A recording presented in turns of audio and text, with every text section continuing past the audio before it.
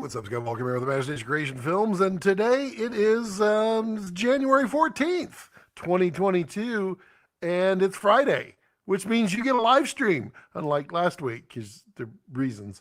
But welcome, hello, hi, how are you? Good to see, well, I don't see you, but good for you. I don't even know if it's good for you to see me, but I'm here, I'm well, I'm live. I have hope for the internet today. I literally got an email yesterday that said, hey, great, all the work has been done on your towers. The upgrade is complete. You should enjoy your new performance. It was not in any way, shape, or form resolved at all last night. I didn't even have internet hardly at all. And then, yeah, sometime about 11, 12 o'clock today, started working, and it started working fairly good. So, yeah, let me know in the comments as we go and now if it is high quality streaming, clean, clear, all that good stuff, all the usual stuff. Okay, let's see what we got out here. Hey, William, Bill, how are you? You're going to try to hang with me? I appreciate that. Danny says, interested in next week's Canon Cinema EOS announcements. Yeah, they'll be interesting. They're not what people think. It's not going to be an expansion of capabilities, but more of a filling in of capabilities. It's going to be different than what people think. Jeremy, hello, how are you? Clayton Burns, our associate producer. Hello, Clayton, how are you? And then Jeremy says, I'm with Danny. Would love to talk about Canon's announcement on the 19th. I mean, I can converse with you guys about what you know, but I can't converse about what I know. That one, unfortunately, I can't do. But I mean, I can tell you, and I'm not under NDA by Canon, but I'm not throwing any friendias under the bus either. So, yeah. So yeah, we will see how the internet goes today. I do have a hard stop here in just about 2 hours. I have some things I have to do this evening, and I can't just continue to go as much as I want to make up for last week. But you know, how's the stream? It says excellent connection. I mean, I've been hurt before, so I don't know. Because there it doesn't say excellent, because usually it it does some things. Yo, Eric Kessler, how are you, bro? You doing the hard drive home, I'm imagining, or you're just sitting in your office playing with things. I saw that. Let's see here.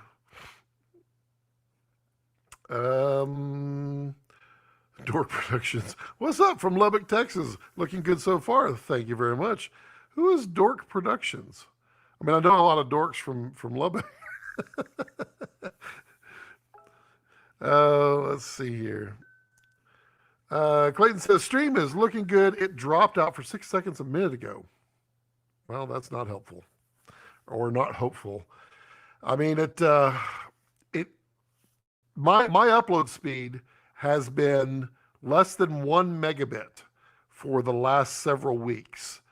And I mean, literally for the first time today, it registered 7. Well, I was like,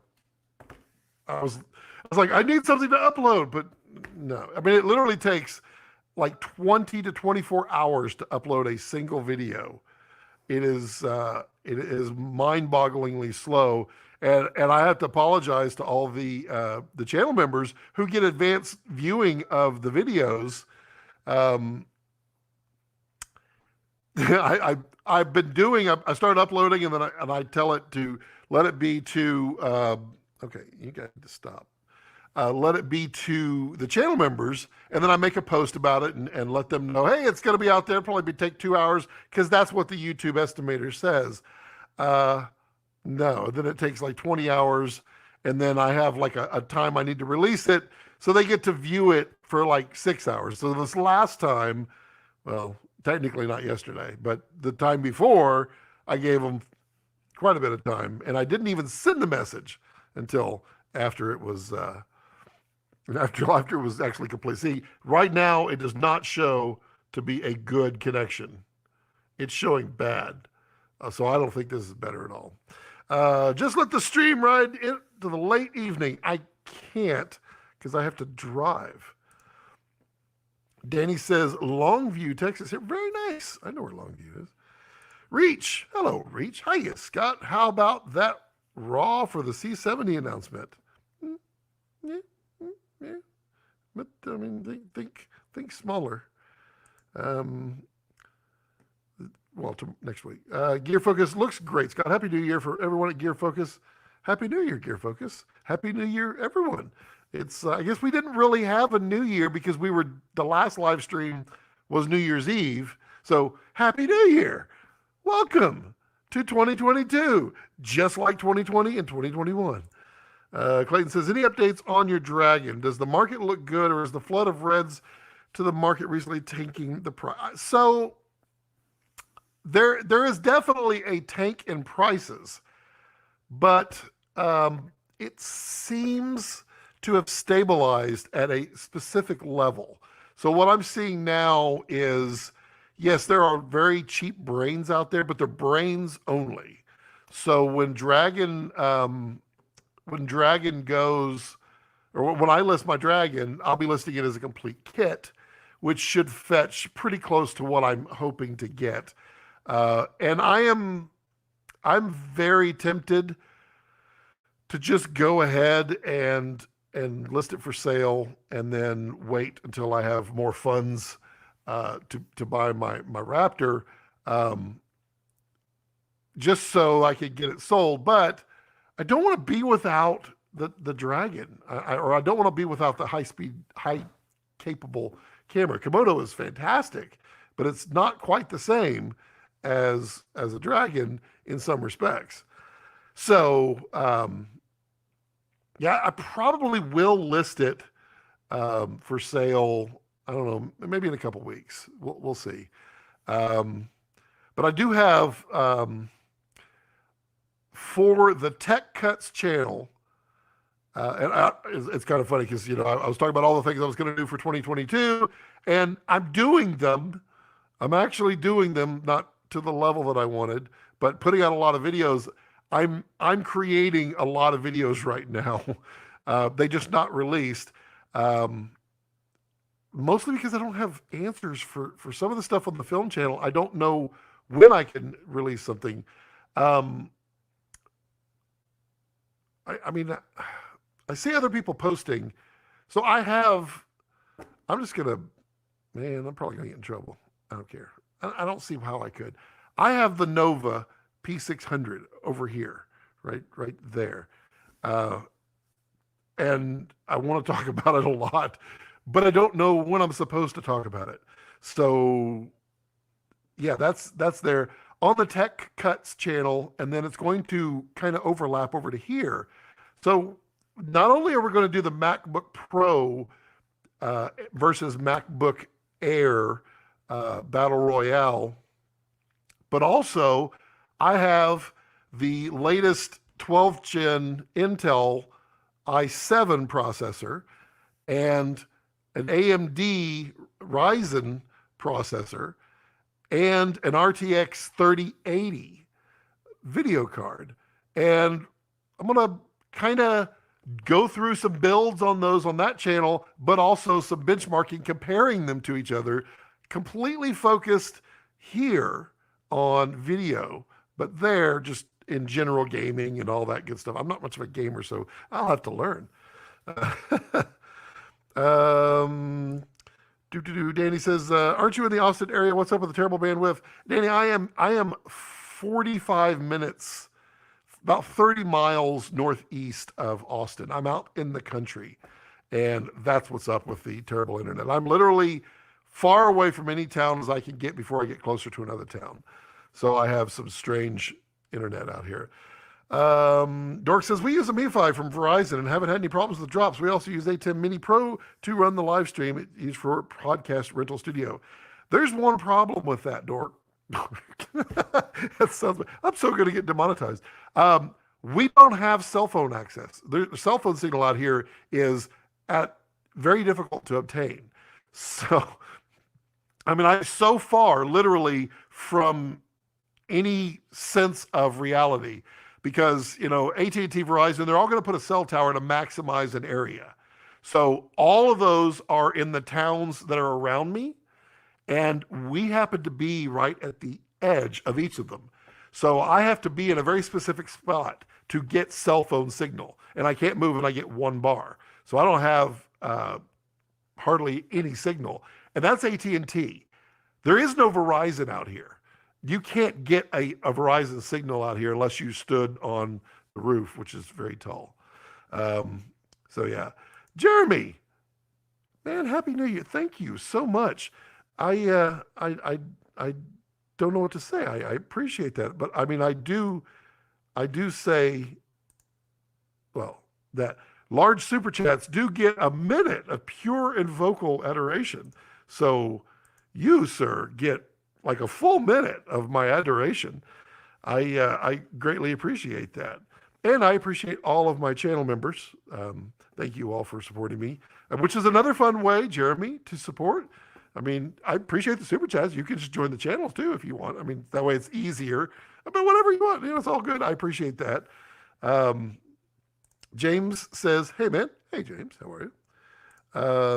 R5C is interesting, but more interesting given a modification of the form factor for enhanced cooling. If Canon were to revamp the form factor completely into a real cinema camera, stay tuned next week. Sorry about that.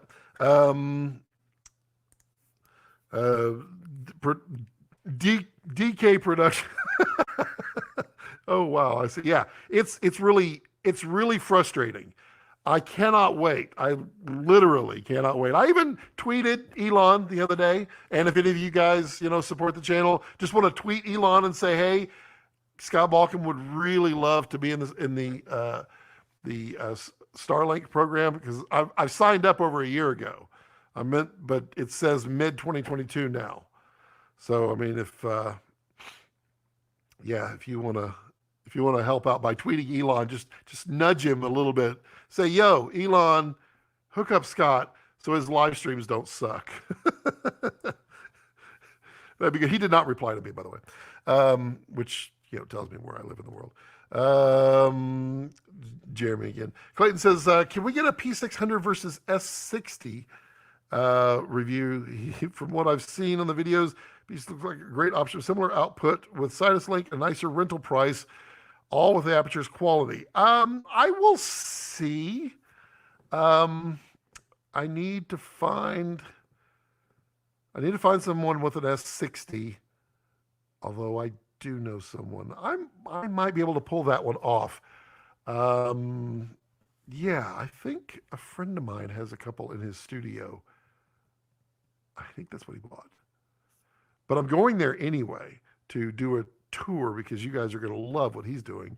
But yeah, I'll see if I can do something about that. I just like to keep popping up Jeremy because appreciate you, buddy. Let's see here. Clayton says, my only issue with the R5C is the abysmal dynamic range relative to its competitors, provided it shouldn't have been marketed as a pro video camera in the first place. Yeah, I feel that. Danny says, a year from now, you will be inside the Austin city limits, given the real estate boom in Central Texas. I probably won't. Yeah, there is no question with the real estate boom. I mean, the property across from me, well, I've told the story many times. It used to be 500 acres. They divided it up into like 48 tracts. They sold for 4 times what I paid for mine. They sold out in 20 minutes. They are now, some of those people are reselling, and they're listing them for 5 times what I paid. It is insane because Samsung, I live between Taylor, Lexington, and Elgin, which I guess is opposite of you. Sorry. Try to see on your map.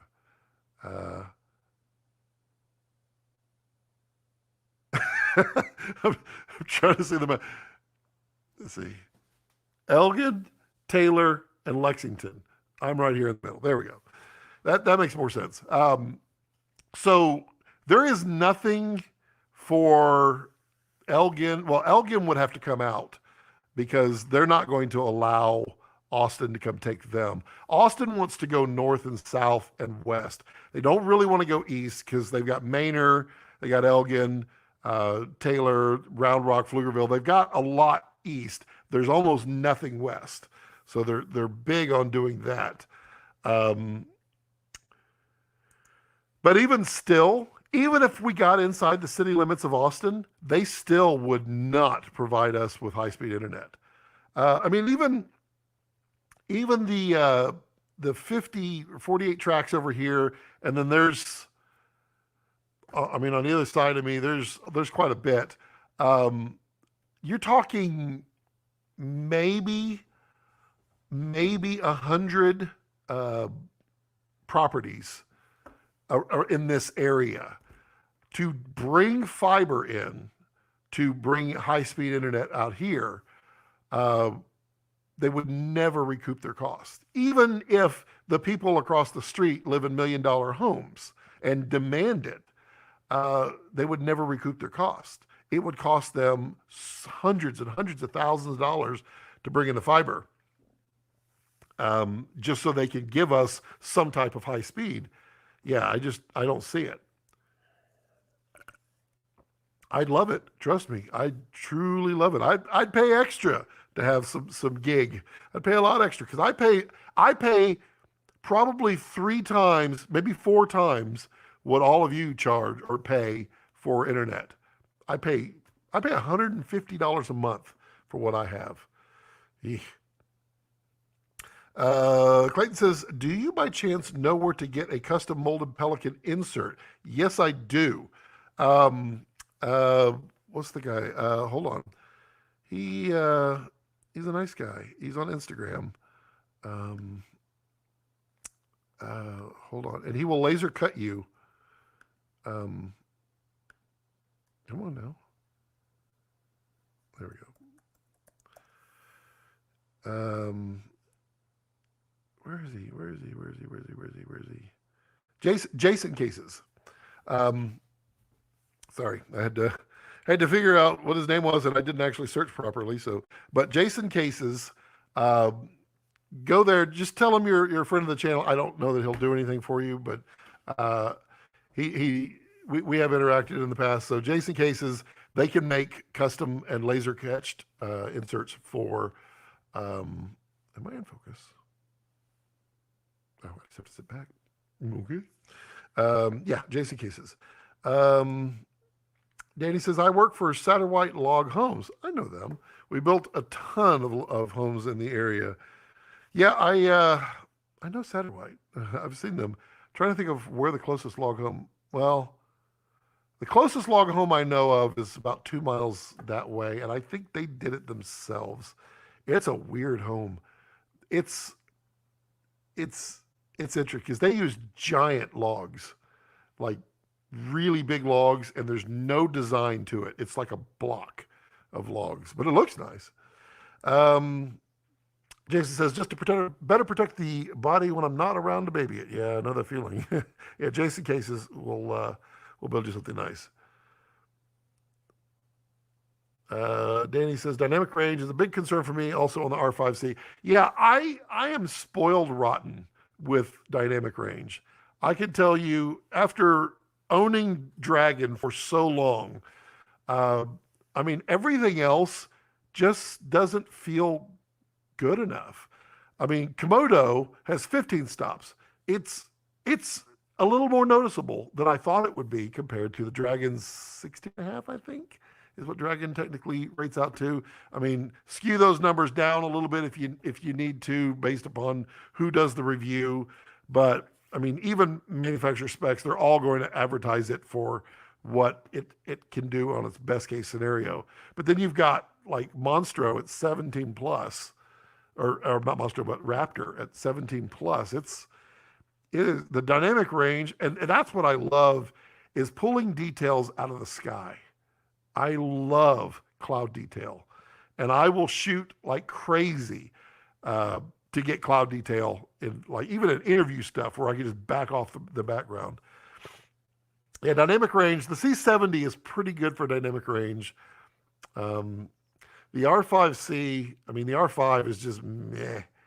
What's coming next week, as I understand, should be better than that. Jeremy says that's what I pay 150, and for a lot of the same reasons you do. There's talk of gig internet coming, but I won't hold my breath. I mean, theoretically, Starlink can provide 10 gig to every person. But that's not until they get like the 20,000 satellites up there, which they're up to 2,000 sats right now. So we should be getting, with Starlink, we should be getting close to gig in a couple of years. It's going to take Starship to really make that happen because they need that for the next generation satellites. But yeah. Clayton says, oh, Jason Cases was the company I did the case for the second Raven I had. I'll certainly look into that. Yep. Oh, well, let me just delete this. Bye. There comes the other one. Didn't see it. Block user. There we go. King says, yeah, I will tune in to see how they drop the ball on some of the features. You know, Canon does so much to protect their individual lines that it's sad. The EOS people will say, hey, you can't put that feature in your mirrorless camera because it'll eat into ours. And then the high-level EOS will say, whoa, you can't put that feature in your lower. But we're literally at the point where those features exist on cameras that are much, much lower in price. I think it's time to stop diversifying so much on their various lines and kind of centralize. I mean, it can get crazy. And I don't have a doggo cam today because he's laying in there on the carpet.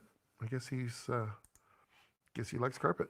DR, you can see my problem shooting log homes, dark subject, trying to hold detail in clouds. Oh, I definitely understand. I've shot a few real estate stuff, and yeah, it can be fun. I do a lot. Did a lot for a while in the hill country area, and you get houses, and the first thing they want is big covered porches because it's hot. Then they want trees all around, and you want cloud details, so you're shooting into the sun, and yeah, you get a dark shaded front porch. Lots of fun. Director Chase. Hi, Scott. With regards to SDI steps outlined by many in the Komodo group to prevent burnout, does the rule apply to just a straight connection from RDK to small HD, no accessories in between? Yes, it does. Okay, so I've talked to a couple of friends about this. They don't like how I want to do it, how I want to see it. They don't agree. They tell me just follow the freaking rules. And I feel like the rules are absolute, but I feel like there's a simpler way to make the statements that Red has stated and other people have stated.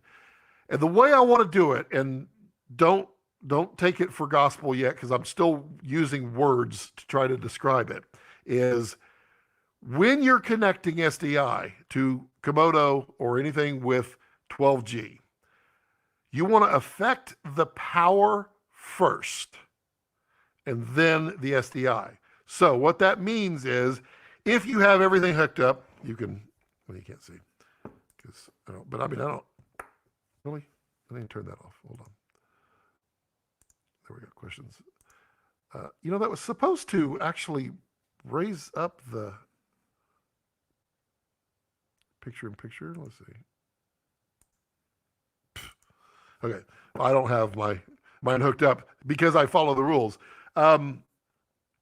So if you want to change a battery out on your Komodo, the first thing you want to do is turn off your monitor, your accessory. Once it's turned off, then you disconnect your SDI. And they say to do it from the back of your Komodo, but I think it doesn't matter either way. Again, it's not gospel yet. But disconnect your SDI from the back. Then you can swap out your power. Well, make sure you shut down your Komodo. So affect power first, power on your Komodo, then SDI, then swap out your battery, then think of it the exact same way. Affect your power first. So plug in your power, turn on your monitor, turn on your Komodo, then plug in your SDI. So that's the way I'm trying to phrase it, because it's slightly different when you're hooking it up for the first time, but essentially it's the same. You need to power on, or you hook up power on your accessory first before you hook up SDI. And that is so that when you power up your accessory or you apply power to it, it doesn't surge. I want to do a quick video on it just to make it easy, but I really need to run it by Red because I'm going to oversimplify it. And so far, everybody doesn't agree with how I say it. They're like, just follow the rules, Scott. And you know me.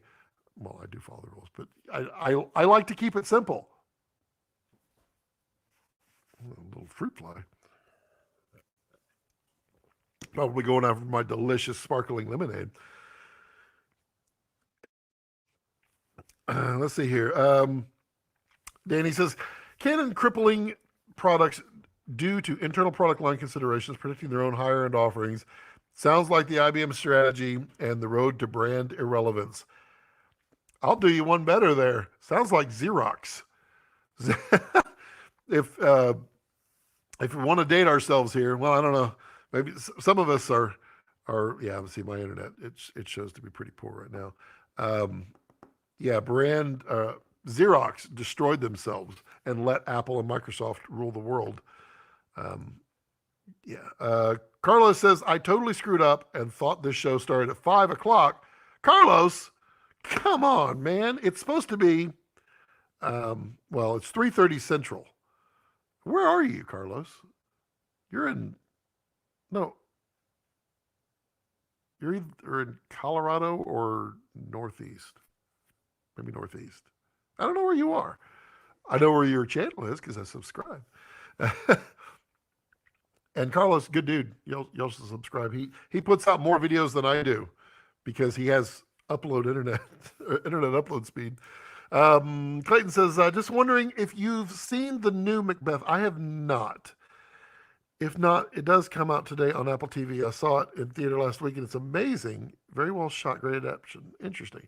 I'll give it a ride. I apparently stirred a hornet's nest because I commented on Don't Look Up, and I don't want to spoil it for anybody.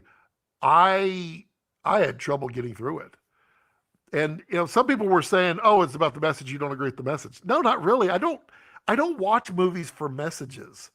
I literally watch them for acting quality, story quality, lighting quality, that kind of stuff, blocking, all the good stuff, how pretty it is. And I found it to be, and somebody was saying Idiocracy did it better. I thought Idiocracy was hilarious. I loved it because it was so over the top funny. And I guess Don't Look Up was supposed to be over the top funny. And I don't think it was. Yeah. Ollie. Hello, Ollie. How are you, Ollie? Happy New Year, Ollie. How are you? Oh, look at that. Got one to pull out here. Block user. Make sure I get the right one. Oh, the Russian bots. Let's see here. Carlos says North Dakota. That way. That kind of that way. Technoir. Scott, if you had $2,000 to spend on a lens for Raptor, what would you do? One lens. You only get one. Honestly, and it might be hard to get for 2000, but I think if you try really, really hard, you could get the 28 to 70 RF Canon, the zoom lens. It's a f2. It works with autofocus. It's a fast lens. It's wide and zoomable. It's a good lens. Um, if you're looking for cinema glass, I mean, it's going to be much, much harder to get cinema glass in there. I would and spend on a lens. I mean, you could, for that money, if you go over to the Red Komodo users group on Facebook, the one, someone asked which one, there's 100 of them. It's the largest one, Red Komodo users on Facebook. Join that. Tell them you're my friend. And there is a special on Irix lenses. There's a deal to be had there. You could potentially get a 45 and a 30, which is back here on Dragon. You could get that for 2000 if you wanted cinema glass, and that would be a pretty good one. I don't know that I would do Miki. I think I might be able to be getting some Mikis for review. So, I mean, what I saw, I was not horribly impressed with the Miki lenses, but we'll get them in. We'll give them a fair shake, and we'll see. Another one? Hold on. Oh, cool. Ollie, you already on it? Yeah, Ollie, my man. I see those come up there. Chicago time. Oh, okay. So you're in the same. You're Central Time Zone. Isn't Chicago? Chicago Central. Yeah. Yeah, it's 3:30. It used to be 4 o'clock here. And then, or no, was it 5? Maybe it used to be. It might have been way, way back. But I kept moving it this way because mostly because my internet was dying late. And so I was like, let me push it forward so I can give you all at least a couple of hours of me before it dies off. Danny says, Carlos is in North Dakota. He ditched Canon equipment recently due to color inconsistencies and grading problems on multi-camera work. I can feel that. The silly gave up halfway through that one too. See, and it is a complete mixed bag on Don't Look Up. Half of the people, 2/3 of the people absolutely love it, and 1/3 of the people didn't like it. It was tough. Grip tips. I watch movies for lighting quality glass breaks. I've arrived. Hey, what's up, Dave? How are you? Hello, Dave. Hi. Clayton laughing.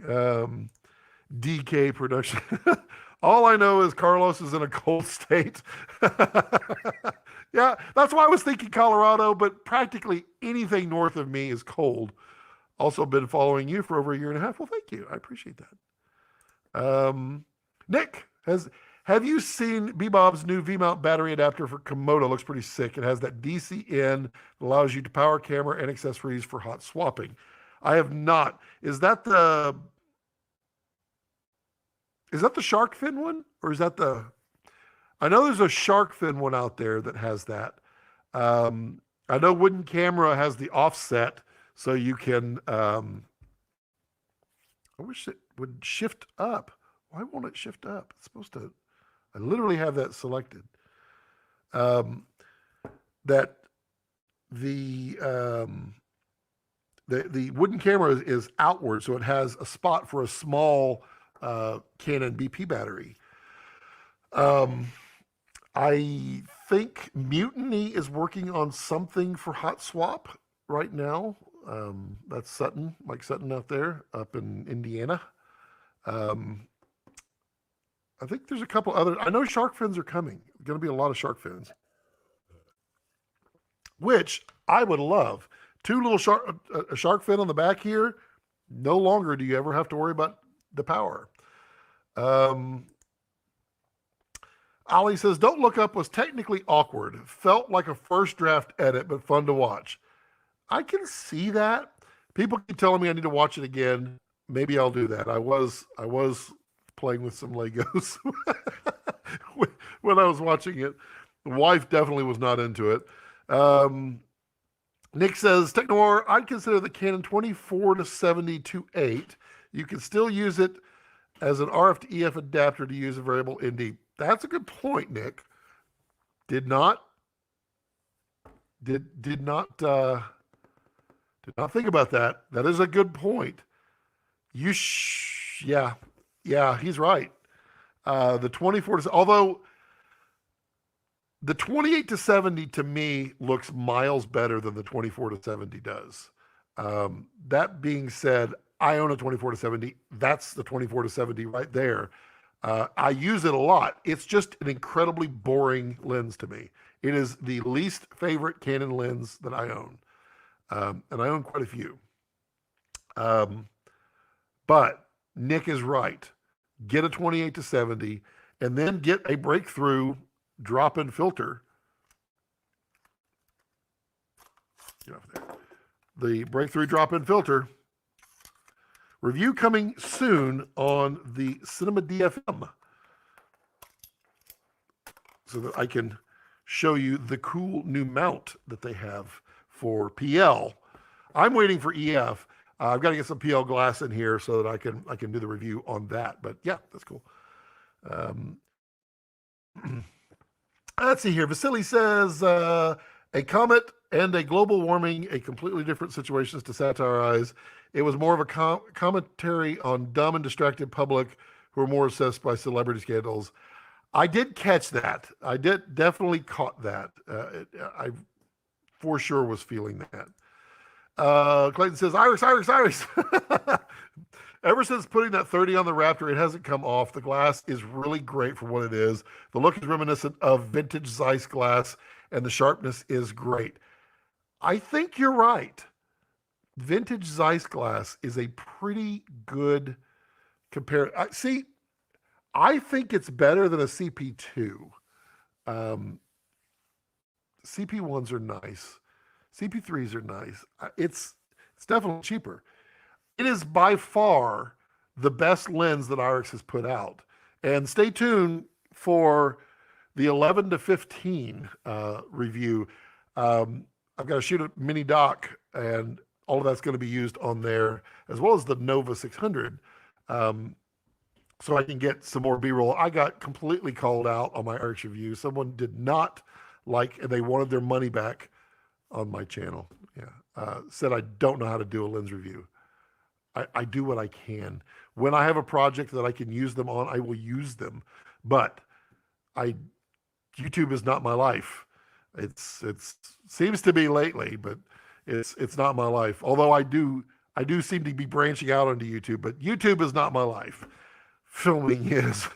So when I have projects that do it, I mean, we're in the slow months, then I use them. So yeah, there will be some real world lens tests, but by far the 30 was fantastic.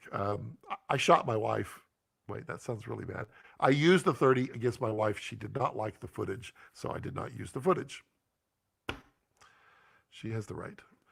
But yeah, the 30 is by far the nicest they've done so far. I can't wait to test out the 21 when that one ships, because I imagine it's going to be pretty good. But I really, really want to see a 65. Really. Ali says, Carlos lives in a state where gas vehicles are more economical than electricity. You know, it's true that was it a review done just recently talking about the actual range of Tesla in the cold versus what you expect. It was an interesting thing because they said it was the Model 3, the Model 3 long range versus the short range, and in winter time, driving the same, the difference was actually only 20 miles of range. That was pretty interesting. Robert Sinclair. Hello, Robert Sinclair. How are you? Nick says the Komodo Bebob adapter is not the shark fin. It's called the Bebob Kokomodo. Bebob Kokomodo. I mean, I get it, Komodo. What is this? So it's a V mount.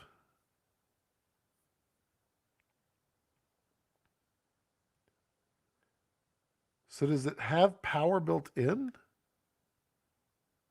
It does. Ooh, there's one thing I do not like is that power switch. I do not like those kind of power switches on this kind of gear. A professional gear with a rocker switch, oh, horrible. It's not even protected.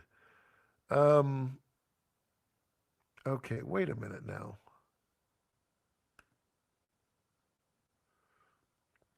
So what are we doing here?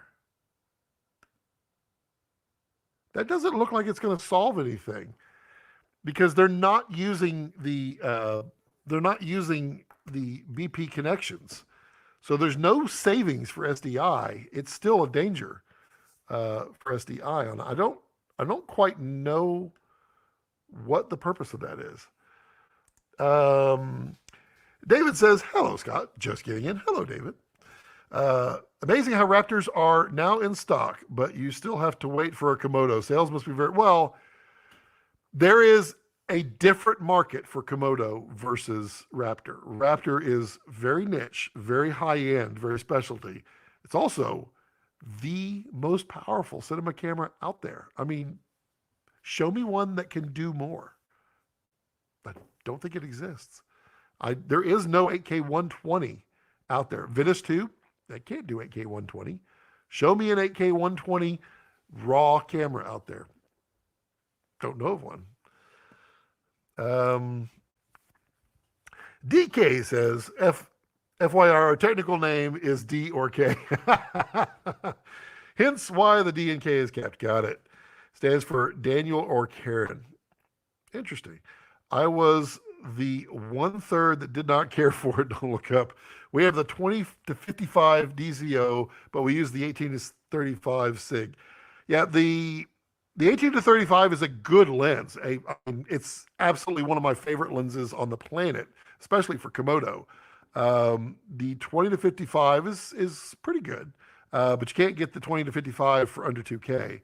The 18 to 35 in photographic glass, you could absolutely get for less than that. And it does cover that nicely.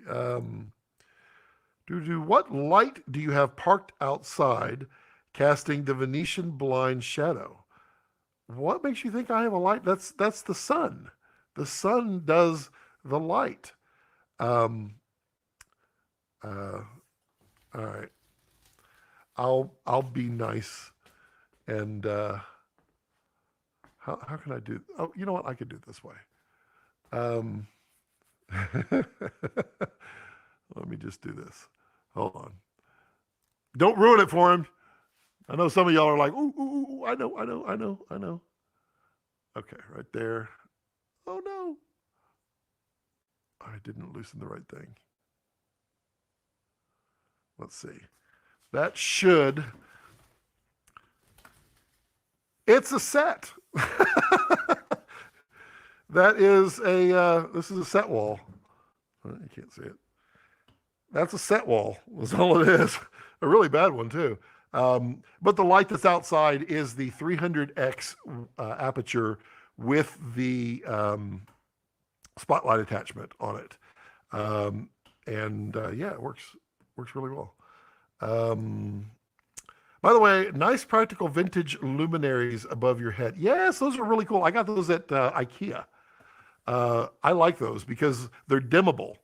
And that is huge for me. And they're LED, which means they don't heat up my space. And I wanted really large, something that would create more of a glow, especially when you put the nice filters, which that test I keep promising it is coming. It is coming. True incandescence, no strobing like most dimmed LED. Yeah, they're really good. But it's those. So it uses those filaments, the LED filaments that I don't know if they're using phosphorus in there or something, but they definitely do not strobe. It is really nice, and they dim. But they're IKEA, and I think I think this one was like $7.99, and these were like $12.99, I think. But they're, wait, did I buy that at IKEA? I had to have.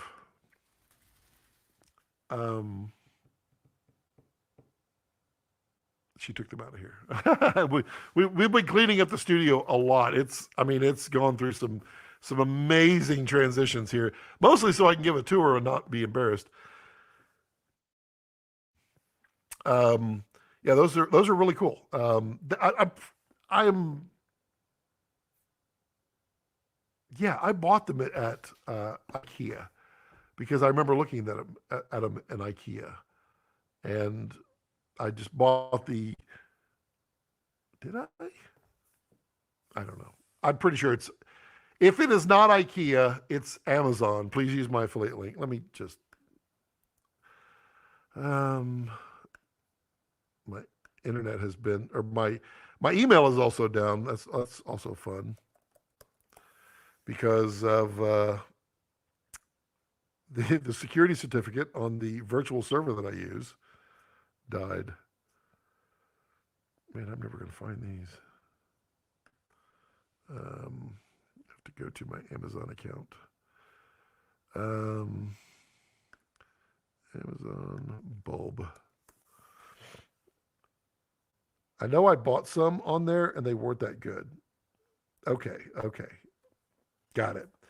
So these are emotion light LED bulbs. These are IKEA. So yeah, let me pull those up. I'll get a link for these. I'll just drop it in the chat because I don't know why I love to get off tangent and do that kind of stuff, but here you go. So there's a link for these. And these are really cool. They come in like a 10-pack, and they're really nice. They're Edison. And those are IKEA. I just remember these in IKEA. Okay, Nick says the rocker switch on the Bebob Kokomoto. The Bebob Kokomoto. Only powers accessories. It doesn't affect camera power. Okay, Nick, that would be contradictory to the purpose. So what you never want to do is apply power to a accessory while it's plugged in to Komodo via SDI. So if you flip that switch, then you're taking away power, which technically is okay. But if you flip that switch back on while this is connected, it would be a problem.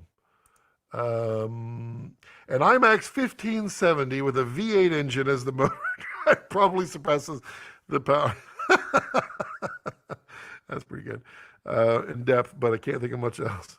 That would be hilarious. I don't think it needs a V8. You could probably use a little turbo 4. Dimmed candelabra LEDs in antler chandeliers, log homes torture me with strobe. Yes, yes. You need to find full wave LEDs. Full wave LEDs. We've talked about this before on the channel.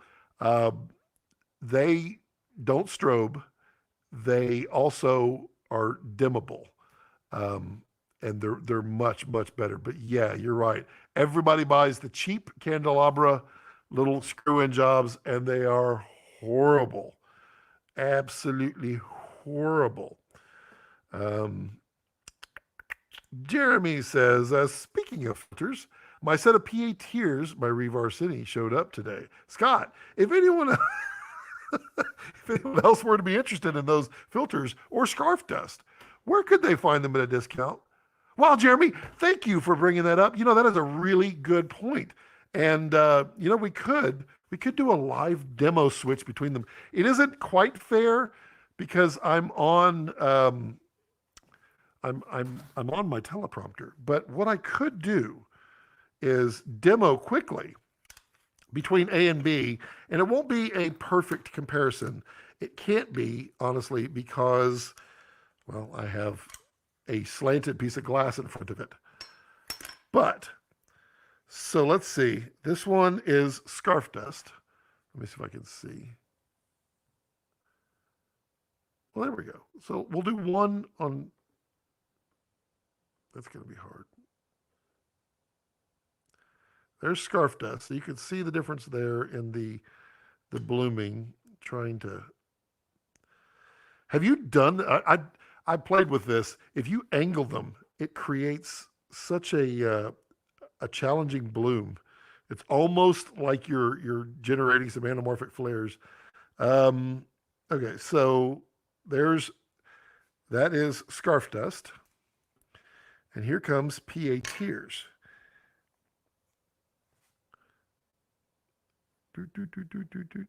PA Tears. Now, what I would love to do is if I can get these both in there. Let's see if I can both. I cannot see. Oh, wow. I'll just get in the way, Scott. Let's see if I put one right there. Am I getting it? Right there. And I'm in the way. All right. Hopefully that shows it. Okay. That was an impromptu live demo of them. But to answer your question, Jeremy, and thank you so much for bringing that up. Yes, you can actually go over to revarcine.com. And if you use coupon code Scott Balcom, all one word, all caps, no space, you get 20% off. 20% off anything in the store. Shh. They have other things. So yeah, it's a great way to get you some really cool filters, and they're different. They're not quite the typical diffusion. They're really nice. I dig them. Robert says, Scott, what did you think about the Starfish filters? I've not touched them. I don't know. I don't have an opinion on those because I've never touched them. Ali says, Jeremy Shelton Subtle. Yeah. Jeremy's really good about that. And I appreciate you, Jeremy, for doing that. I always feel like I'm hawking. Did y'all see the video I did yesterday on the Kessler quick release stuff? So I shot that like 3 times. And the second time I did it, I seriously felt like a used car salesman and a Micro Machines guy, the guy that talks really fast. And I was like, this sucks. Take a deep breath, do it again. And so I took a nice deep breath and did it again. And I think it was a little bit better. But yeah, these Kessler quick stands, oh my God, they're so good. If you are into the compact camera rigs, like even on Dragon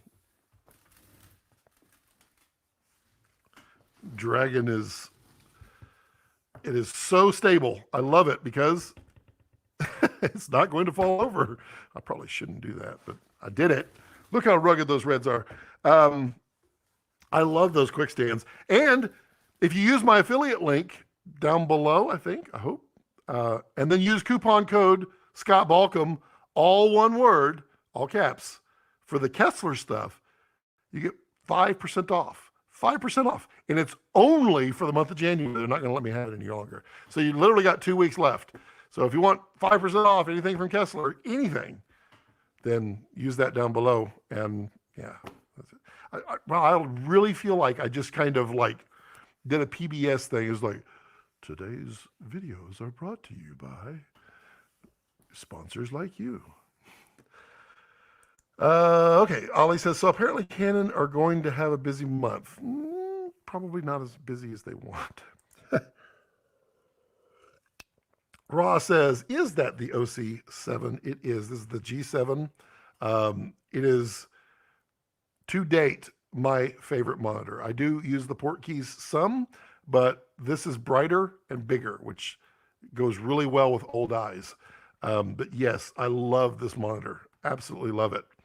I don't know if there's still a deal on that on the Red Komodo users, but yeah, it's really good. Brandon says, Scott, what did you think of the RX21? I like the announcement. And what I hope, because I have no idea, is if they progress, if it is as good as the 30 is, it's going to be a phenomenal lens. If it's better, wow, it's going to be an amazing lens. I kind of wish it was the 65. I would love to see a telephoto first, but I'll take the fill-ins. Jeremy says, Ali, haha, it looks like Canon has a bit going on. Also, if you're looking for the 21, Red Komodo users, the Facebook group, just Red Komodo users, there's a discount. You can pre-order with the discount. I can't tell you what the discount is, though, but you can go over there and see it. Do you know if there are any Canon Cine Zooms primes with RF in the? Yes, there are in process. I don't know which ones they're coming out with, but there will be revamped cinema glass with RF and PL. Ollie says, "Man, I wish I could afford Kessler gear, but it's about 5." That's good, Ollie. Yeah, just throw that one in every live stream. Just actually, the next live stream, yeah, we'll be able to do one more live stream, two more. Let's see, what do we got here?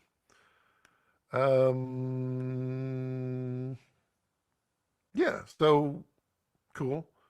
We got next week's, and then we got the 28th, so we can do the 28th. Ooh, the 28th is Vincent Laforet's birthday.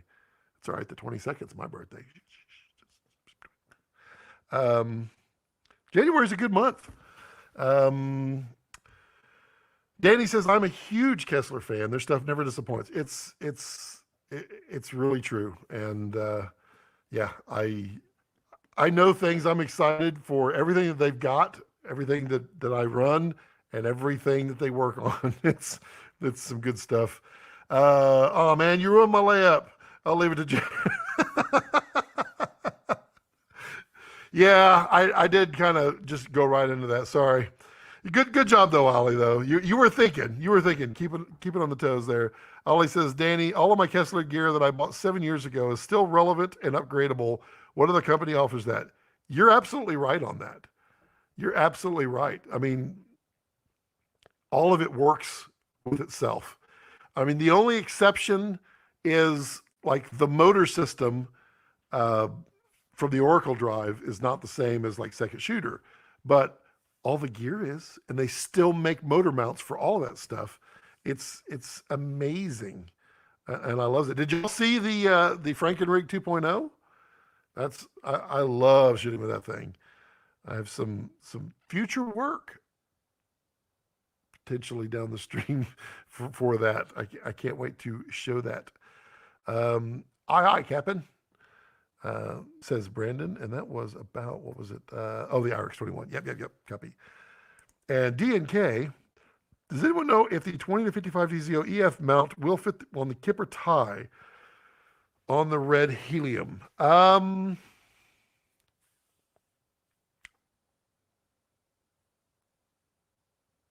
don't know. I don't think it would be a problem, because the EF is different than PL, so it shouldn't have a deep throat.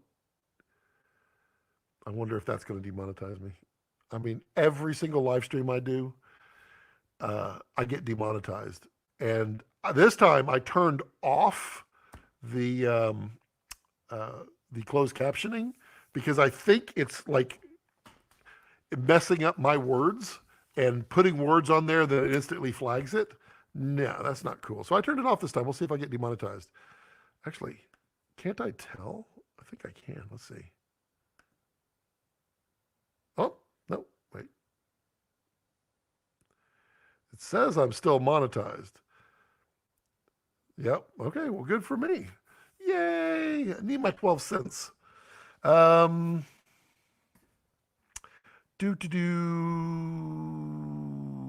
Brandon says, I do like that 30, and yeah, I was hoping for a longer. I mean, the next one after 30, 45 to me would have been a 65, but I'm not in charge, so they do they. 21, I mean, it needs to happen. I don't know. I would want to tell a photo before wider because they already have really wide. Um, yeah, just did, didn't make sense. But they didn't ask my opinion. Hey, which one should we do? And to be honest, that 21's probably been in development for 2 years. So I mean, yeah. If they ask me tomorrow what I think they should do, it's not going to affect it until 2 years down the line. But I have a strong feeling we're going to see something in that area sometime soon. Ollie says, Denny's, all of my Kessler gear that I bought. So wait, I must have skipped. Wow, why did I skip over that? Sorry, Brandon. I skipped over you, and I guess that threw me off. Copy that. Um, all right, you guys are cracking me up. Jeremy's like, did you notice a lack of thumbs up on today's live stream? I did notice a lack of thumbs up. Did y'all notice a lack of thumbs up? Where are we at on lack of thumbs ups today? Wow, there's only 5 thumbs ups? That's really sad. I wish there were more thumbs up. Does anybody know how to get more thumbs ups?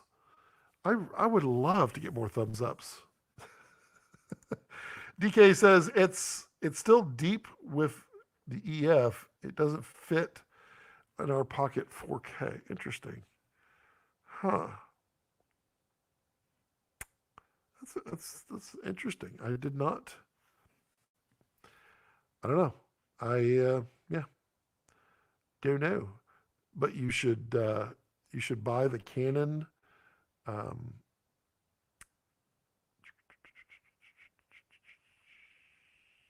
Keep your eye on the red helium. Yeah. Yeah, keep your eye is about the best option you have right now on that. I mean, I know stuff's coming, but not soon. Danny says, I can't handle the red workflow. Interesting. Plus, I've got to have a reliable state-of-the-art autofocus. I don't foresee myself ever working with a focus puller. Talk to me about that, Danny. Tell me what you can't handle about the red workflow. I'm interested in hearing that because I've heard people say that a lot over the last 6 years. And my opinion is that the red workflow has become non-existent of a change today. So I'm interested in your take on that. Also don't have a reliable state-of-the-art autofocus. You've got to have a state-of-the-art autofocus. For myself, I work as a focus puller. Yeah. Raptor's autofocus is really good. Komodo's is getting better and better. Raptor's is still better. Ollie says, well, yes, Jeremy. It says 20 watching, but only 5 thumbs up. I don't understand what's going on. Scott, do you? Oh, that cracks me up. You know what? I'm going to give myself a thumbs up. Wow, that probably got me demonetized. Brandon says, I have made my contribution. Appreciate it. Elysium says, thumbs up. Gotcha that. Roger that. Does any live stream get money? Yes, it does, but you have to. Well, let's all do a test right now. Tell me, does an ad pop up for you in 3, 2, 1? I don't know if an ad popped up. Because there's actually a button. I don't know if y'all are actually watching ads right now. But there's an ad in. Oh, it did. It. What kind of ad was it? Please tell me. I'm on YouTube Red or the premium, so I don't ever see ads. What kind of ad showed up? Was it literally like a rolling ad, or was it just a little bottom banner ad? Something I'm interested to know. So I turn on monetization, but I don't think that you all in the live stream actually ever see that. I think it's only on playback that that happens. It was an Adobe ad. That's funny. DK says, there's no thumbs up on my end. DK, are you on a phone? If you are, I understand. Grip Tips had a little bit of a problem getting a thumbs up on the phone. Clayton says, After going through Reducation, it opened my eyes a bit on the red workflow. It really isn't an issue anymore. Most of the stigma came from early production where raw was difficult workflow. Yes. Director says, I contributed, so don't know. I love that the ad popped up. That's hilarious. But what's interesting is I can't insert a second one. Well, we'll do it in like 10 minutes. I'll test it again because the button that says insert ad is like grayed out now, and it said, well, there's an ad inserted. So I don't know if that means. DK says they pay for the YouTube. Yeah, I can't do the ads because they put so many ads in there, and it's not me. I mean, it was me there, but maybe maybe we could have a little fun. And you're like, Jeremy's like, Scott, is this a good time for an ad? But I'm interested in how that works. I just think the ads are so much now on YouTube that I just pay for the premium, and they did that on purpose. Clayton says, nowadays, any production that can run ProRes on an Alexa could likely seemingly switch to R3D workflow with minimum workarounds that the DIT software works with R3D and major NLEs optimized. Ad for DK, or no, yes. Ollie says, an ad usually plays right when you go live and you miss the funny intros? I didn't know that. Well, is it a skippable ad? Let me know if it's a skippable ad or not. Because maybe I'll just cater my intros. Maybe I'll just start the intro, or I'll start the broadcast just going.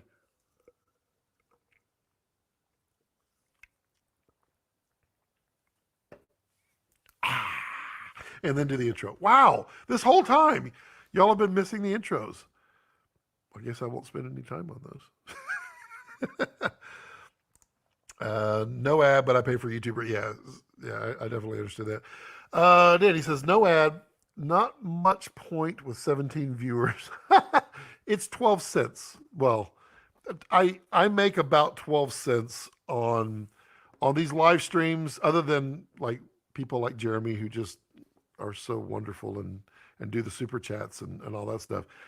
The ad revenue from the live streams, it equates to about 12 cents over time. Now, like when I have Jared land on here, or some of the other really nice people that we've had on here as guests, I do make a little more. I think the one where we had Jared on back when Komodo first was coming out, I think I actually made quite a bit of money on that one.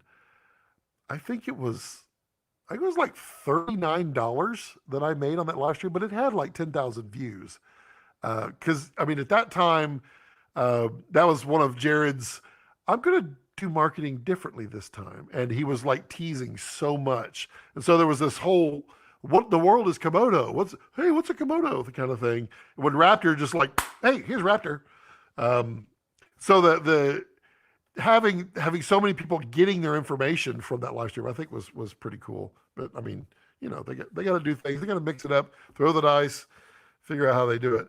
But yeah, Danny, talk to me about the red. Tell me what your issues with red workflow. Texas guys in the room will recognize Cavender's Boot City. Yep, I used to be their advertising director. Interesting. Relevance being, I wouldn't chase ad buys with low. Fair enough. Let me just ditch that one.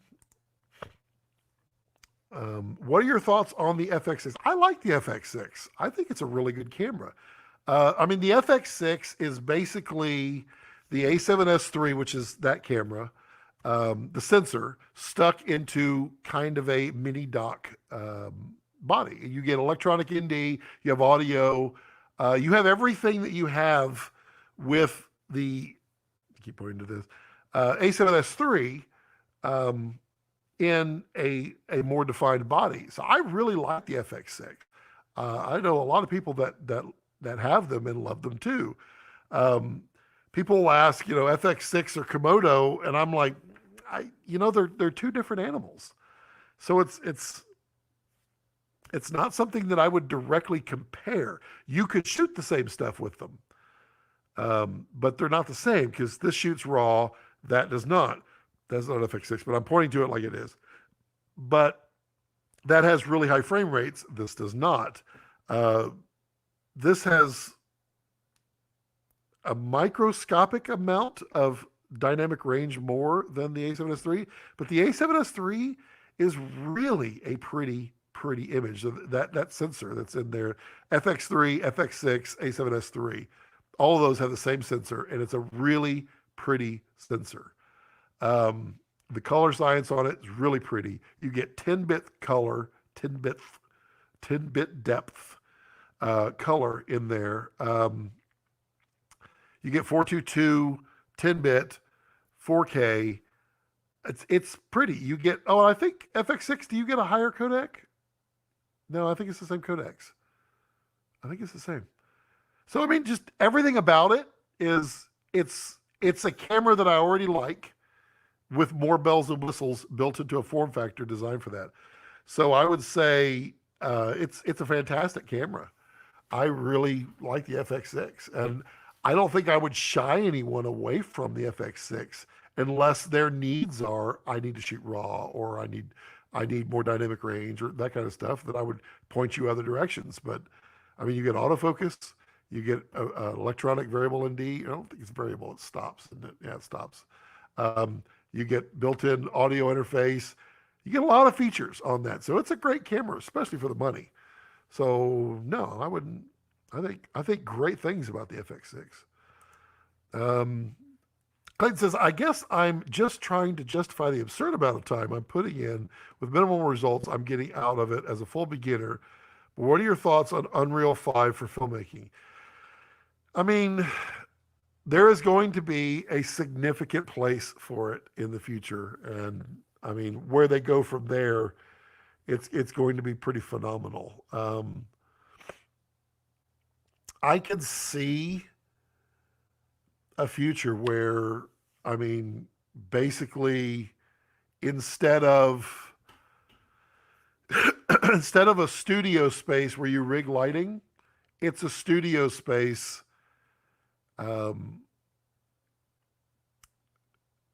that is the lighting, that is, LED walls.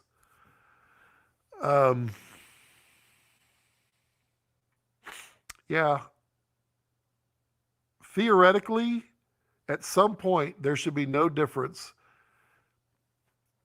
location specific, but if you hung an S60 or an Aperture Nova, 10 feet up, or you had an LED wall 10 feet up, putting out the same exact color of light and quality of light, theoretically it should be the same. If you could draw the same, and you're like, okay, I've got my Nova P300C. Oh, I want the 600. So you just enlarge the light. Theoretically, that's where it should end up. Now, where it changes, you can bring the light closer. Without an LED wall, you can't do that. But I definitely see a point where you go into a big circular set, and maybe they pull up the floor tiles, the LED floor tiles, and I mean, they're probably just going to do practical floor effects, but yeah, I mean, that's the future. So yeah, I think there's going to be a big place for it. I would love to learn more about what you're doing with it, Clayton, because I don't have the time to do it. Definitely not. Ollie says, no wonder I can't play 4K videos. I've been paying for YouTube Ari. I liked it, Ollie. I thought it was pretty good. You have to pay for YouTube LF to get the Okay, Danny says, red workflow. I may have an out-of-date attitude. Okay, fair enough. However, the perception is, good point to start off with, is a high-end workflow. Okay. I'm not going to get into heavily rigged cameras anymore, plus no face recognition, eye detection, focus. So go back about 4 weeks, I guess it was, when we had Jared Land on here, which we are going to have him back on so we can talk more in depth. Maybe we'll coincide it with camera releases. I don't know. he's definitely game for it. We definitely want to have him on here. Today is definitely not a good day. I want the internet to work too. But he is going to come back on here. But if you go back a month and watch the live stream, we had him on here where he was showing off a whole bunch of new cameras in the back. He talks about face recognition, eye detection, and Raptor. And it can do it. They don't have the firmware written for it, but the capability is there, and they can do it.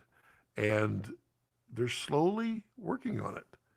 So that right there is going to be in the future, that's going to happen. Now, Red Workflow may have an out-of-date attitude. So I suspect your workflow comes from Red of yesteryear. Let's go back 4 or 5 years where Red comes in. It's huge. The files are rather large because it's raw compared to shooting ProRes. Well, not really the same, but compared, you're getting a 6K image raw versus a small 2K ProRes from Arri. And then it takes a Red Rocket to decode it because it takes so much power to decode or decompress and debayer, the image coming from that, because computers were not fast enough back then. That workflow sucks. So everyone had to go get a Red Rocket. They had to run proxies. You had to work with proxies. Then you had to put them all back together and then export it. That was a pain in the butt. Today, that doesn't exist. So my MacBook Pro, but the brand new 2020 MacBook Pro M1 Max, the laptop, can play back in real time Red 8K RAW. Real time.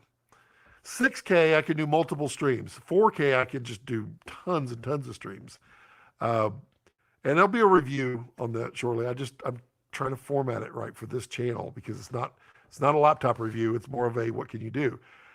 Red about 2 years ago, maybe 2.5, 3 years ago, they worked with NVIDIA to offload that decode to NVIDIA processors. So NVIDIA can do the decode that Red Raw or that the Red Rocket would do. So Red Rocket became a thing of the past.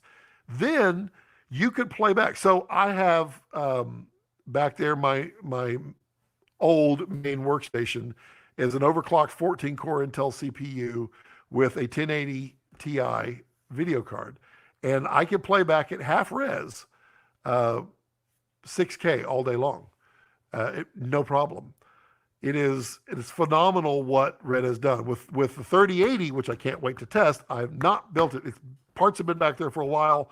I haven't built it because I want to build it on a camera and do all that stuff. But yeah, today the Red workflow is offload your footage, put it in your NLE, and edit.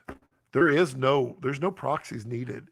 Anything in the last couple of years, with the exception of like an older MacBook Pro 2 years ago, they're not quite up to that level. But yeah, it's a totally different animal. Jeremy says, haha, sorry, Ollie, I was tipping that way. Director says, a full 360 LED wall studio is currently being built here in the state of Connecticut. Yeah, I mean, if you think about it, it can do it. I mean, you know how like why am I drawing a blank? Shane Hurlbut, thank you. My brain, it was my other personality told me, and I had to thank them. So Shane Hurlbut loves to use his batten lightings, where he's got a bunch of the bulbs, and then so does Deacons likes that as well. Why can't a LED wall or LED ceiling, why can't it emulate that? If you just illuminated light bulbs, visual light bulbs along the top at the same distance away, why would it not emulate the exact same thing of a light bulb? Yep. Ollie's laughing. He'll be here all week. What am I time at? Yeah, okay. So I got about 40 minutes. DK says an Unreal Engine, you can also green screen and film inside 3D space. Yep, is true. I've got an R5, Danny, which has crazy autofocus, but the Komodo with red control I'm finding almost as good in nearly every situation where I have to film myself. Yeah, red control is cool. Just the tap autofocus is pretty slick. Raptor is slicker. Raptor is fast for autofocus. It's really good. Um, I've said that it's where Sony was just like a year or so ago. It's good. Nick says we're days away from ordering a Raptor and two Komodos. Very nice. Use my coupon. Oh, I wish. Use my affiliate link. No, I wish. Uh, very excited. Where are you planning on ordering from? Um, there's lots of places I can recommend. You can also order directly from Red. Um, but if uh, I would highly recommend voice and video sales down in San Diego, Film Tools. So voice and videos, ask for Bill. Tell him Scotty sent you. Uh, Talk to Joe at Film Tools. Tell him Scotty sent you. Red, well, let me not use that finger. Red, Red, tell him Scotty. They'll be like, who? Tell him Jared sent you. Let's see, block user. So let's see here. Thanks for freely offering your wealth of red knowledge to the world. I have some knowledge. I don't have all the answers. I just firmly believe in sharing what I learn so that I'm kind of paying it forward, because so many who are so nice and wonderful with their time shared with me. And so I want to give back as much as I can. So I share what I know. And yeah, I'm happy to continue doing that because I like sharing is cool.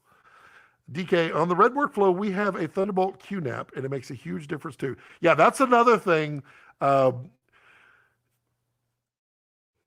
cough. That's another thing that we'll be doing on the Tech Cuts channel. So if you're not subscribed, subscribe to the Tech Cuts channel. Jeremy, you should do an intro. Hey, Scott, if we were looking for tech intro. So the Tech Cuts channel, we're going to be doing networking, which will overlap over here. So I have TrueNAS. I've played with TrueNAS, ReadyNAS. I've played with there's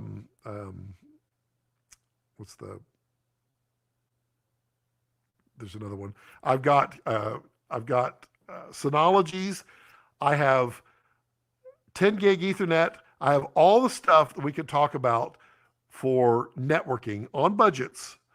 Not expensive. And so you can run 10 gig in your little production group very cheaply. You don't have to have Thunderbolt, but you can Thunderbolt and then 10 gig from there. There's lots of options, and we'll be doing that soon as well. Let's see. He's okay. King says, Scott, has Nikon sent you a Z9 to test out? No, they haven't. I'm not on Nikon's radar. I haven't shot Nikon in a long time, so I wish they would. It'd be fun to test. I mean, if anybody knows anybody at Nikon, tell them to send me one. I'll send it back. I don't have to keep stuff. I'm not that way. That'd be fun. It would be fun to try one, but yeah, I don't think I'm on their radar. Then he says, I'm wanting 3 identical cameras also. So the multiplier factor hits hard on Red, which are notorious on total cost of ownership. By the way, I'm on QNAP and G technology raids. QNAP is a bad beast to admin. I prefer Synology over QNAP for a lot of reasons. One of them is Synology doesn't get hit with 0-day. Well, they haven't been hit in a long time with 0-day viruses.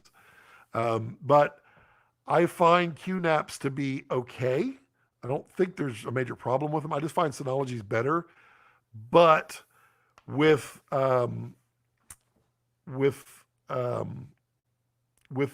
technology the way it is, building your own is pretty easy these days. It's pretty cool. Yeah. Total cost of ownership.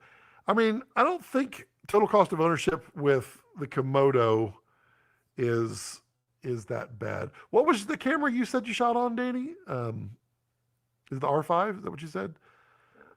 I mean, R5 costs as much as, maybe it's a little cheaper to come up, but man, ramen today. Whew.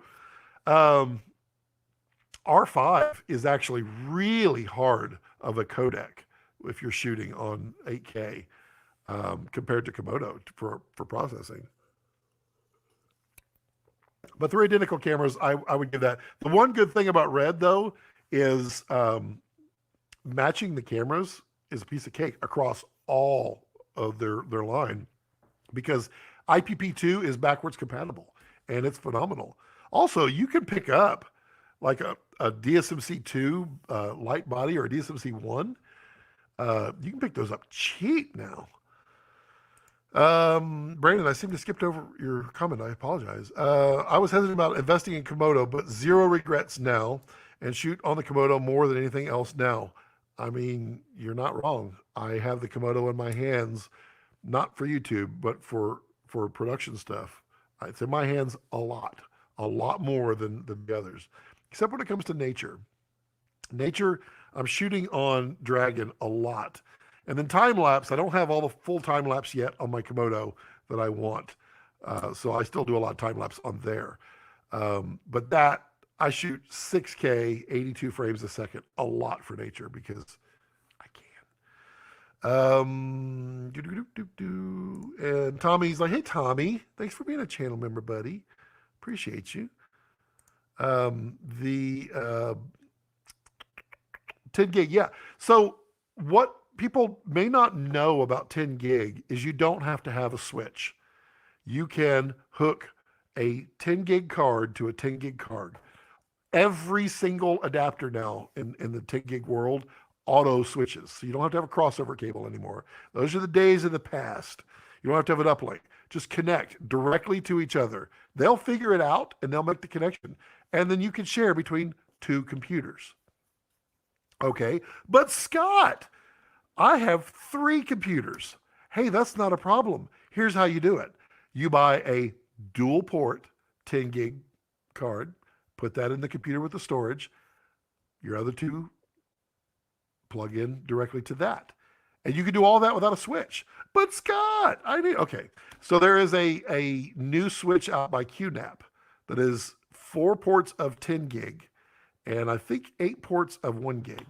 And the 1 gigs, it's a managed switch. So managing on switches, if you're not familiar with the technology, means you can do things like link aggregation, where you can take a 1 and a 1. If they're connected to the same device, you can tie them together and you get 2 gig of speed.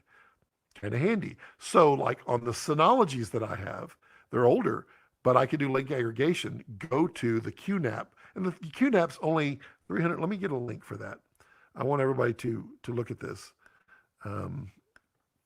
because this is a pretty phenomenal little unit. I really dig it a lot, and there will be a review coming out on it. But all of you who are so gracious enough to spend their time, well, the price went up slightly, but there. That is the QNAP. Y'all can look at that. So I could take the Synology with my older 2 1 gigs, connect them into the QNAP as a 2 gig connection. Now I can get 250 megabytes a second out of the deal. So that's good for fast backups. And then I have my ReadyNAS, which is, or TrueNAS, not ReadyNAS, TrueNAS now, storage server that is 10 gig. It goes into the switch. I have my MacBook Pro with 10 gig. It goes into the switch. I have my workstation with 10 gig. It goes into the switch. And the interesting thing is I have an Eureka Thunderbolt RAID attached to my MacBook Pro. It shares that out to all the devices, all the computers. On my old main workstation, I have like 72 terabytes, I think, in there of RAID. It's shared out. I have Synology hooked in. I have TrueNAS hooked in. Every computer can see all of it. And I can get up to 900 megabytes a second. You can't really get the 1,000. I mean, Ethernet does saturate, but okay. I'm gonna 3, 2, 1. I'm gonna try to throw in an ad. Did that insert one? Let me know. Um, it's yes. Okay. Oh wait, sorry. Okay, Danny says I'm considering going all with R5C or C70 depending on what happens next week.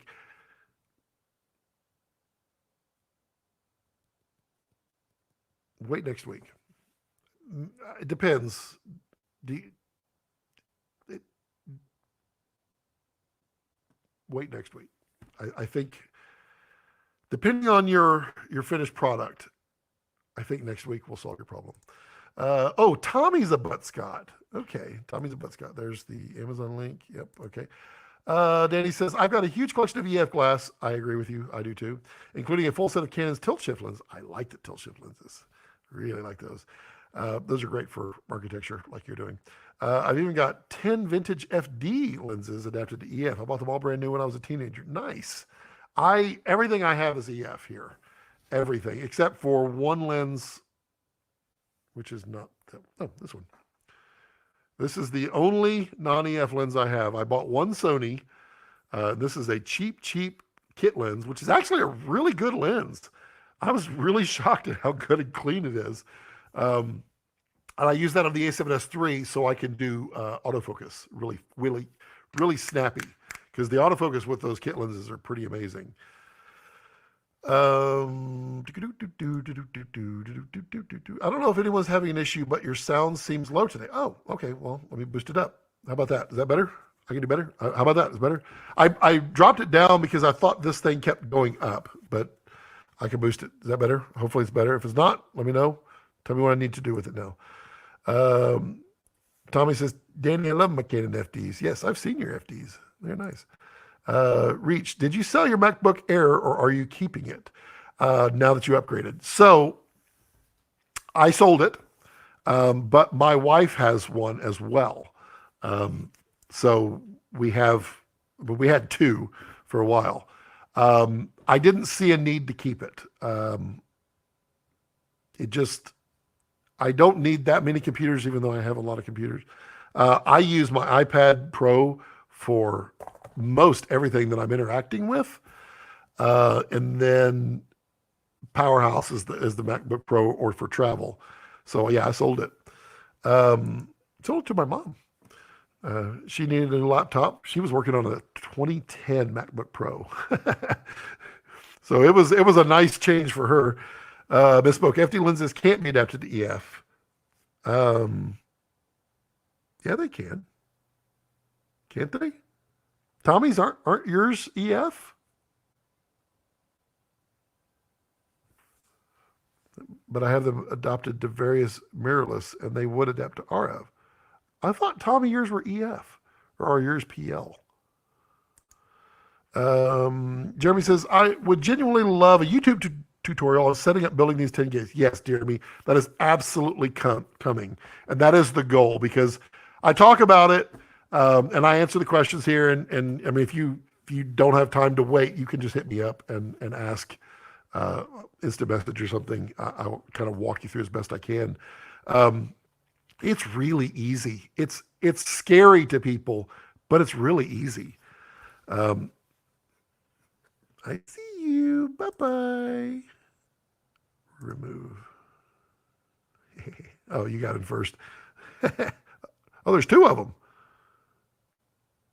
Get them both. Remove. There we go. Wait. Remove that one. There we go. Tommy says, sounds great. Okay, so I guess that got pushed up the last time I did the live stream because everybody said my audio was hot, so I turned it down. So I thought maybe it was defaulting. Jeremy says storage is going to be a huge topic as more and more cameras go beyond 4K. Yes, indeed. I can tell you Scott's pick for how I would do it today. Excuse me. For fast, I would build a small PC with a large case. So small motherboard, doesn't need to be powerful, large case. And I would buy the Western Digital Elements drives, the external drives. Let me link to them. In fact, right now, yeah, if y'all are looking for a drive, hold on. WD14TB. Let's see if it's still on sale. Hopefully it is. It is. Okay. So these are cheaper than, I have 12s. And these are currently $10 more. Just $10 more than the 12 terabyte. So there is an air quotes that comes with this because you are branching out into something that WD is very familiar with, but you're going to avoid your warranty, which no one uses warranties on drives anyway. All you care about is your data. You don't care about the drive. So what you do, you buy that drive and you shuck it and you take it apart. You have to buy that type of drive. You can buy, on that link, I think they have the different sizes. Don't buy the 6 terabytes. So 8 terabytes and above. And I'll explain why the 6s. But inside those inside there are the Hitachi helium drives, which are fantastic drives. They're amazing drives. And you rip off the thing, pull out the drive, and you have a 14 terabyte for about 2/3 of the cost of buying a NAS drive. And they work. They work flawlessly. And you can plug them in. So you buy 4 of those bad boys, put them in a little computer with 4, and now you've got 3 times 14 because one of them is going to go off for parity. So, I mean, you're really actually going to get, out of 14, you're going to get like 11.9 terabytes a piece. Let's call it 12. So you end up with 36 terabytes. Your speeds of reads will be between 450 and 600 megabytes a second. And you'll have 36 terabytes. So I have in my Eureka Thunderbolt RAID, I have 8 12 terabytes in there. And I get 900 megabytes a second of transfer speed out of that. In my my workstation PC, there is 8 terabytes. So that's 64. Oh, it was 82. I was 64 terabytes in there in a RAID 5, and I get 900 megabytes a second transfer speed. In my TrueNAS, I have 2 sets of 8 drives in there, and I get about 800 megabytes a second transfer speed out of that over 10 gig. So it's a really cheap way to do it, and it works really, really well. Also, you can take those and drop them in your Synology. I don't know if you can do it in QNAP because Synology has Synology Hybrid RAID, which is it is the Linux, can't think of the RAID technology, but it can use mismatched drives in Synology, which is cool. TrueNAS, you can't do that. You have to match the drives in size, and you have to mount them in groups according to the sizes.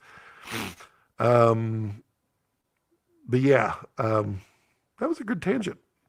Good tangent. Danny says, both are designed around the mirror box, so there's no room for EF adapter behind the FD. If you did, you'd lose infinity. Tommy says, no, they're FD via EF adapter, but not a converted mount. For Dragon, I actually got an FD. Okay, that makes sense. Copy that. That explains how you were able to use the FDs on the Dragon. There you go. Danny, so that's where I had my information from. Danny, sorry, I misunderstood how it was mounted. Canon never offered a solution in the third party. Gotcha. Okay, cool. Terabytes should have been the new gigabytes with respect to storage. No kidding. I just wish they would stop doing the faux numbers. I don't like. No one got an ad. All right, I'm gonna try to insert an ad now. Okay, did that insert an ad? Because yeah, it's a, hey, Frosty Flake. Hey, Frosty, did you get your Raptors? Are you having fun in the world of 8K? You should be. You should be now. Um, let's see here. Wow, I'm all caught up. And I got like 20 minutes left before I got to jump out. Let me send a text to the wife. Cancel, quit. Can you grab a pizza on the way home? I don't know why I was typing and talking out loud. Oh, Frosty says next week. Very cool. Clayton says I'm going to have to head off for a shoot in Banff. Nice. But have a good one, Scott. Have a good one, Clayton. And thank you for being an associate producer. I really appreciate you supporting the channel. I'll update you on the UE5 stuff on Discord. I'm interested in your Banff shoot. I did not get to go to Banff, and I really want to go to Banff. It's pretty, but they don't let people in there. They don't let us U.S. citizens into Canada anymore, I think. Danny says, I'm having a sugar drop and thinking about chocolate down the hall. I'm in lemonade world right now.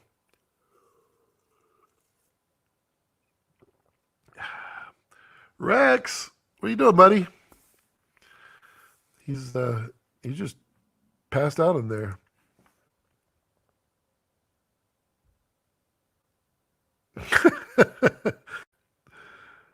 I don't know what she was trying to say in response. She said okay, but then she said traffic dokie. So I think she was trying to say okie dokie. Let's see. No.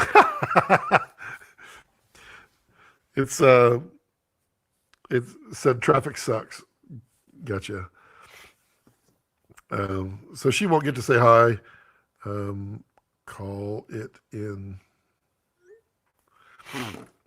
Oh, who's got any last questions? I mean, I'd love to jump out of here early, but I did say I would stay till 5:30 my time, but I mean, you tell me. You tell me what you want, what you really, really want. Frosty says, I'll be in your neck of the woods next month. Let's have some coffee or adult beverage or whichever of you're choosing. If you're going to be in this area, let me know. Hit me up. Traffic sucks always. Yeah, I was trying to come up with a way that traffic didn't suck. And now traffic always sucks. Yeah. Traffic always sucks. Okay. Well, I will. Frosty says that would be great. Yeah, hit me up. DK says, what are your other channels? Okay, you stuttering on YouTube. I don't know if he's saying that my YouTube internet connection is bad or if I'm literally stuttering. I think they're linked on the bottom of my channel. If you go to my YouTube channel and you click like the about, I think the other channels are listed, but I have tech cuts. So if you type in Balcom Tech Cuts, that is my tech channel. That is slowly ramping up. I have raw cuts. So if you type in Balcom Raw Cuts, that's my food channel. Again, that one's ramping up. I have music cuts. So if you do Balcom Music Cuts, that will be something shortly. I have this channel, which is technically film cuts, but we just keep it Scott Balcom because it's easy. It's easier. And then there'll be another one that has not launched yet called Finer Cuts. That one will be me drinking adult beverages and enjoying adult finer things that would demonetize me otherwise. So the best way is just to search Balcom Tech Cuts, Finer Cuts, Music Cuts, Raw Cuts, and find those channels. I think they're linked, though, on my YouTube channel. But yeah, I appreciate anyone that subscribes to those and supports me that way, too. That's fun. Frosty says, I will. Cool. Just wanted to say hello. Have a great evening. Have a great evening, Frosty. DK, I hear no studying, and thank you. You are welcome. Craig says, random question. Have you ever seen a DSMC-2 mount for Micro Four Thirds lenses? I have not. Let me think about the math on that. I mean, obviously it wouldn't cover it because, well, I mean, you would. Micro Four Thirds is a mirrorless, and it's right up close to the sensor. I don't think there's a way you could. Maybe they could, but I don't know that they would because, I mean, Micro Four Thirds is a tiny sensor compared to any of the red sensors. You would have to shoot it in like 2K, which would look kind of ugly. The noise would be pretty bad. So I don't think that there would be any reason for them to do it, which is probably why they haven't done it. But yeah, no, I don't think I've ever heard of one. I was thinking there might be a way you could insert it in there. Yeah, I don't see a win for that.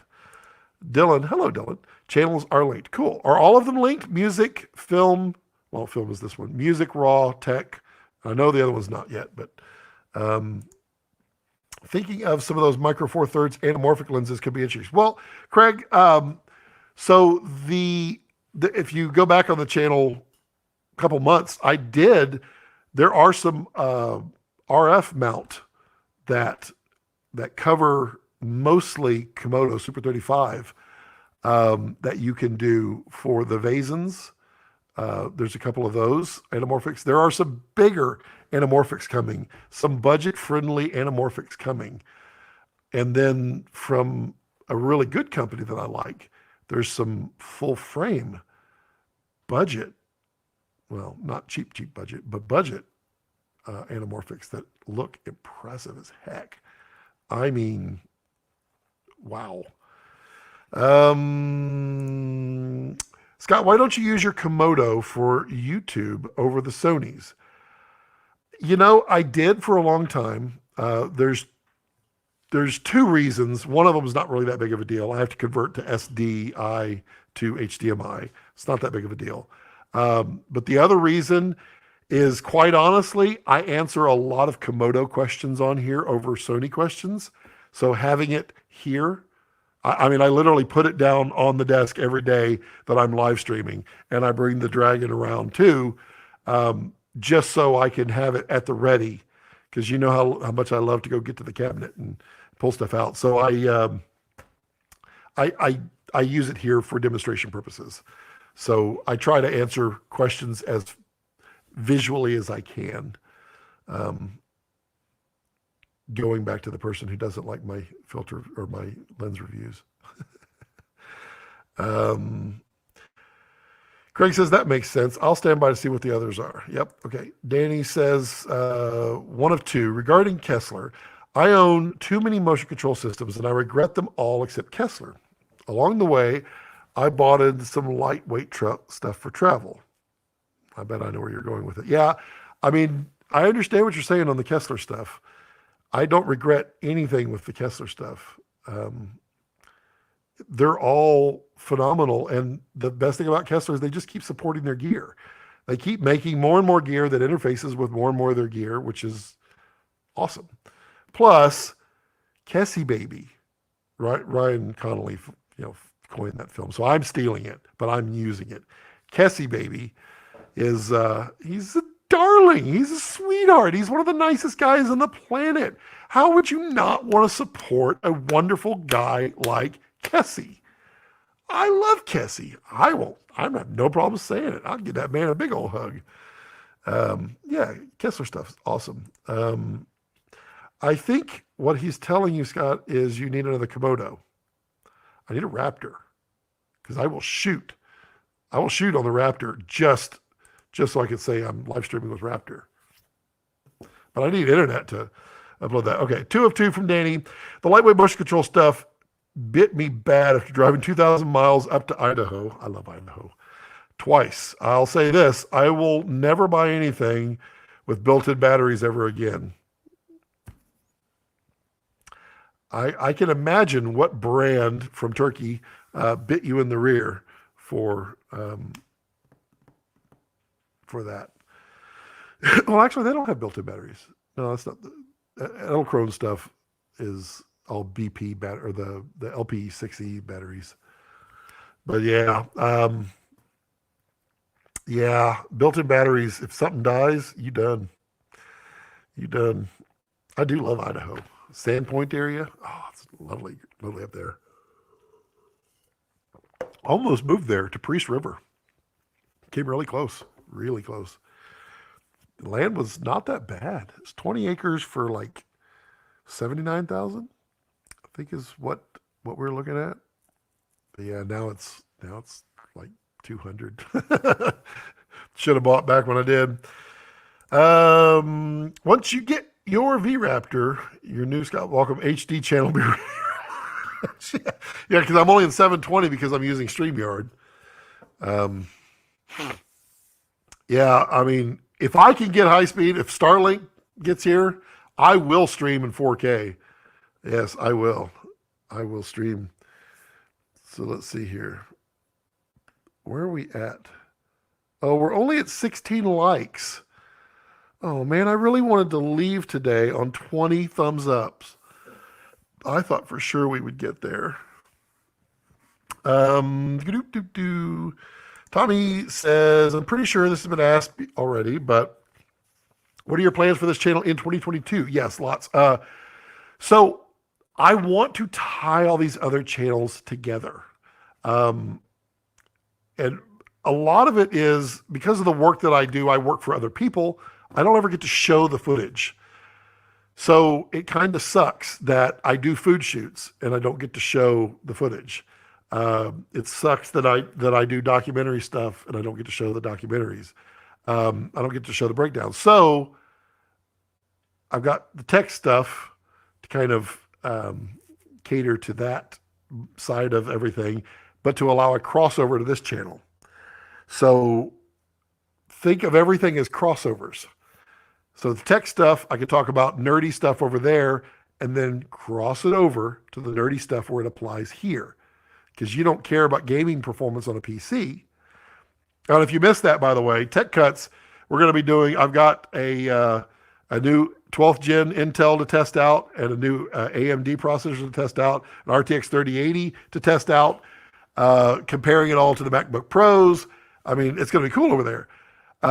Same thing with the raw cuts. So raw cuts being food channel, and I love food, as you can tell. By doing but raw cuts, we can do the food shoots that I work on. We could just redo them here and film them in such ways that we get film channel stuff so you can actually see how I light them. The film part of it will apply here. So the behind the scenes, what we're doing, how we're lighting it, all the stuff that we do, you can see that here, as well as lenses can get used in the right way, lighting can get used in the right way and provide content for here. And then the food stuff on that one. And then the finer cut stuff will be B-roll. And then the music stuff will be how I tie it all kind of together, because I'm going to be doing lots more of those horrible music videos. I'm kidding. All right, I'm starting to feel I didn't have much of a lunch, so I'm gonna have to jump out here real quick here. But hey, Scott, forgot to mention earlier that my note on the C70 getting raw was from a leaked article that it is getting a update for raw light. Interesting. Note, got it. Okay, yep. Danny says, my brother-in-law and sister-in-law work in Idaho National Laboratory. Sponging off relatives for accommodations always helps in production. Yeah, I agree with that. Just realized with Tech Cuts, you're going to master your motion control skills, aren't you? Yes, I am. Tech Cuts. So all of the parts that we put in when we're going to be building those computers, they're all going to get B-roll, really nice B-roll. King says, I didn't hear your mention for the plans for the vlogs. It's true. There will be a Scott Cuts, and my wife, she's coming on board more editing and learning. So she's going to be doing vlogs, or she's going to be editing that kind of stuff. She's going to be editing all the tech cut stuff and all the raw cut stuff. And then she's going to be taking outtakes, and those will be presented to the channel members well in advance. And then they'll eventually end up with vlogs on a vlogging channel. But it just depends on what I can do. I want to be more professional than not professional, I guess is the way it says. Thanks, Scott, for all the info. Great as always. I actually, in the lounge at JFK, about to do a 32-hour trip back to Australia. Wow. Wow. That's a long flight. I hope you have good accommodations on the plane. Thanks for stopping by. Ali says, I really enjoyed this live. How can I ensure I don't... Oh, you're killing me. Oh, I just twisted my back. I'm laughing. Wow, Ollie, thanks for letting me know. You know, if you want to know about this channel, you can subscribe as well as all the other channels. And if you click the alert bell and then choose all notifications next to it, it will let you know right when I'm live and when a new video is getting posted. That's really great, Ollie. Thanks for... I love you guys. You guys are awesome. Jeremy says, Ollie, I would highly subscribing and hitting the notification bell so you don't miss a live stream. Oh, it just gets so good. Thanks for this. You're the best, buddy. But Budfee? Budfee? I don't know what Budfee. That sounds made up. All makes sense. Okay, I'm going to jump out of here just 4 minutes early, but I really do appreciate all of you. Please, anything Kessler, if you're going to buy it in the next 2 weeks, because that coupon code is going to go away. Use my affiliate link down below. Amazon, anything there. B&H, anything you need from B&H, please use the affiliate link. It really helps the channel. Super chat, PayPal, anything you want to do to help support the channel, I really do appreciate it. Join channel memberships. It's fantastic. Ollie, did you know that channel memberships, you actually get 24-hour-ish advance viewing of all the videos? So that's a way you can actually get ahead of the game and know things and be able to comment on them before anybody else knows. Did you know that, Ollie? And Ollie, a big shout out to Ollie. He's been a moderator on here for a couple of years now, I guess technically. So he's invaluable, and he's really helps out. So thank you, Ollie. But yeah, thank you all for everything. I greatly appreciate you all. And as always, as I like to leave it, don't let your passions center around your life. Let your life center around your passions.